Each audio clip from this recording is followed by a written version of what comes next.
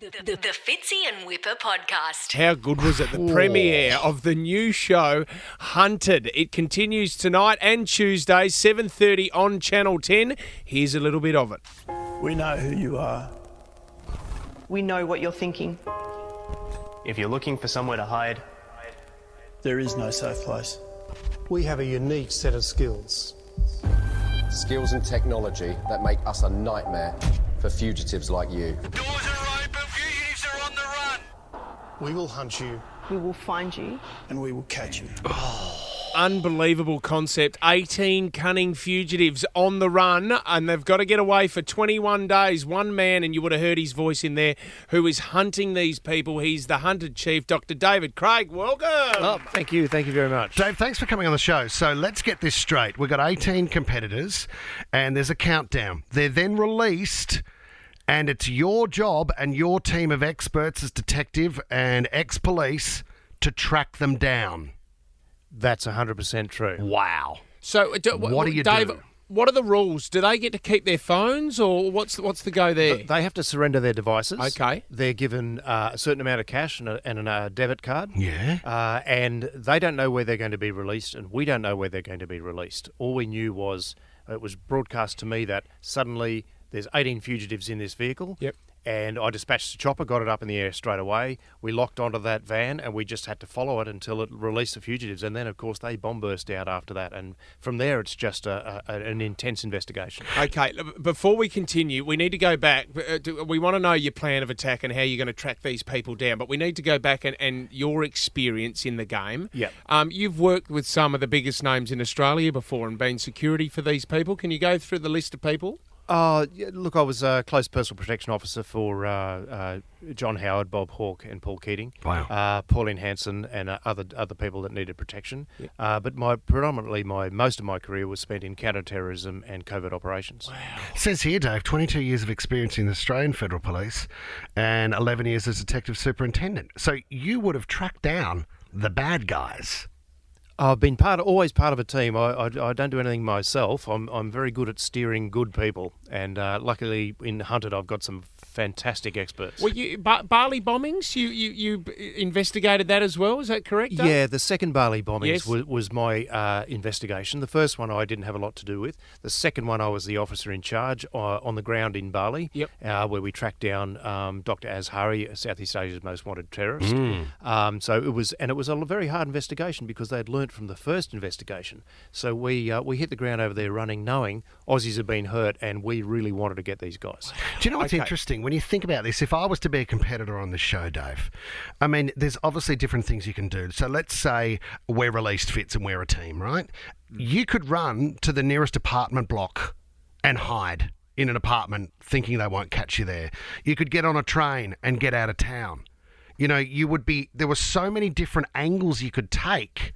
And what's going to make this more interesting also, Dave, is one of the competitors, I think Jake, is a police officer or an ex-police officer. So he will have some sort of skill in this game. Absolutely. Look, that raised the stakes a lot because he knows some of our tradecraft, and that also made us want to really target him as well because he's gone to the dark side as far as I'm concerned. Oh, this is great. So, okay, so Dave, my first thoughts are debit card you can't use because as soon as I go to take money out, you're going to track where that is. So there's got to be some kind of plan of attack of how you use that money. That's right. And people know that. The fugitives will know that. So then there's no way in the world they're going to take money out and then just stand there. They're going to get their cash and bolt, and they do. Yep.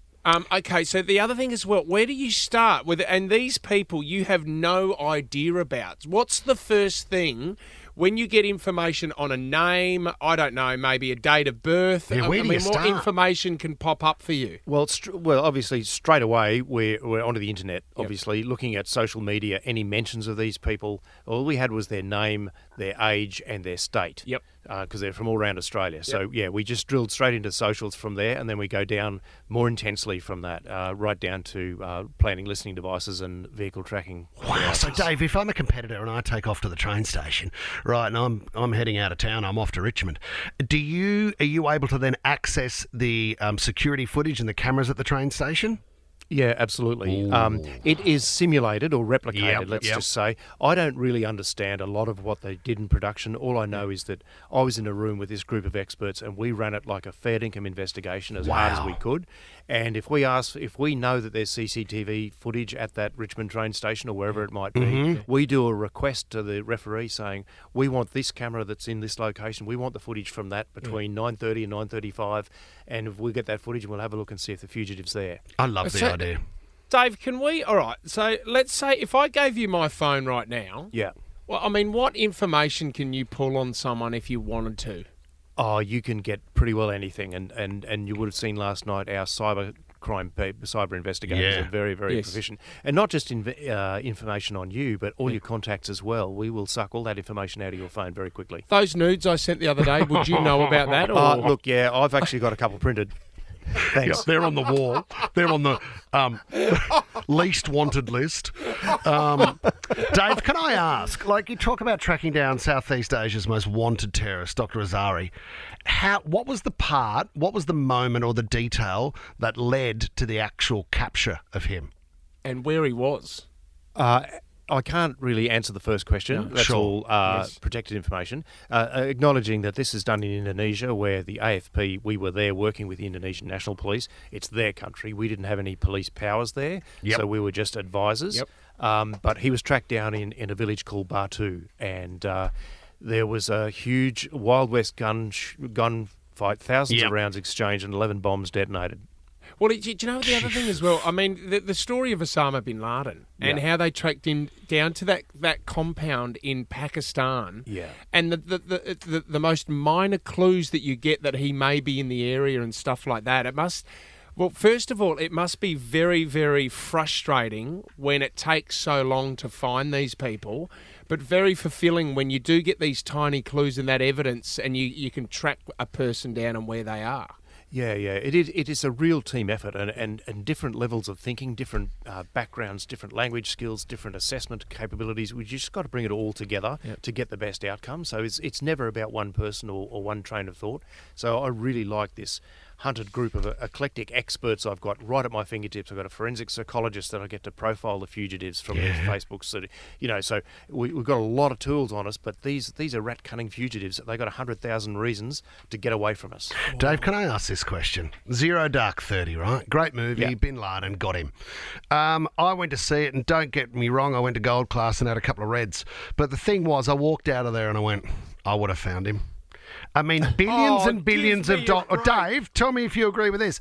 Billions of dollars, right? Unlimited funds. And have you seen the movie Lion, where the guy works out where he was, the train station he was at because of the water tower? You find a 3-level mansion in the middle of nowhere, right, on Google Earth, with security like nothing else in the area. How did they not come across that earlier? I could have found that.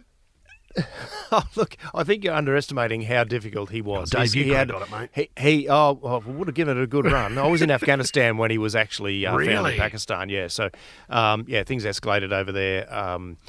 He had a whole protective layer. It's not just where you are physically. It's police corruption. It's official corruption. It's people that are pretending to be good guys and aren't. So there's a whole layer of protection around that site. And in he Pakistan. basically lived in a cave, didn't go on the internet, didn't do anything for all that time. How do you track? What do you mean you can go onto Google Maps and track someone down, mate? If Dave and I had been given half an hour, right, we didn't even need the money, did we, Dave? We would have taken the reward, and we would have found Bin Laden, Dave and I. For sure. Anything to take him out, mate. I wouldn't need $100,000 to take him off. Bang, Any bang. Bin Ladens in this show? Were you impressed with? No, were you impressed with some of these people and how they hid for so long? Look, some of the people are quite amazing. I wouldn't describe them as Bin Laden. No. Didn't have 4 wives and a huge porn collection?